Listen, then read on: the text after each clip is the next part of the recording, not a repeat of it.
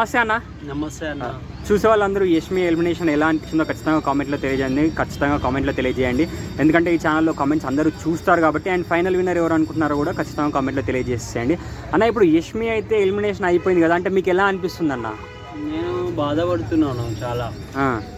ఎందుకంటే అమ్మాయి స్టార్టింగ్ నుంచి వైల్డ్ కార్డ్ రాకముందు నుంచి కూడా చాలా స్ట్రాంగ్గా గేమ్స్ పరంగా ఆడింది. చూస్తూ వస్తున్నాం కాబట్టి మాకు తెలుసు. సో తను ఎలిమినేషన్ అవుతుందని అస్సలు ఎక్స్పెక్ట్ చేయలేదు. తన గేమ్స్ అదంతా ఎలా ఆడిందన్న? మరి చాలా బాగున్నాయి గేమ్స్.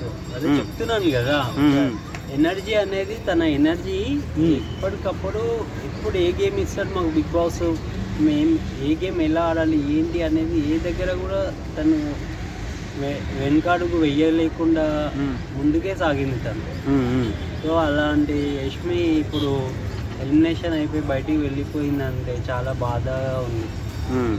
అంటే టాప్ 5లో ఉంటుంది అని ఎక్స్పెక్ట్ చేశారా? ఉంటుందని ఎక్స్పెక్ట్ చేశాను నేను. అలాంటి వేరే వాళ్ళకి కూడా చెప్పాను కూడా యూట్యూబర్స్కి. కానీ అసలు ఇలా ఎలిమినేషన్ అవుతుందని అస్సలు అనుకోలేదన్న. చాలా గేమ్ మాత్రం చాలా బాగా ఆడింది అసలు. ఇప్పుడు ఫైనల్ విన్నర్ ఎవరు అవుతారు అనుకుంటున్నారు మరి? తను ఏంటంటే క్లియర్గా అన్న, తను ఏదన్నా ఉంది ఫ్రాంక్లీ చెప్పేసింది తను. అంతేగాని ఏదో అక్కడ ఒకలాగా ఇక్కడ ఒకలాగా అలా ఏమంటారు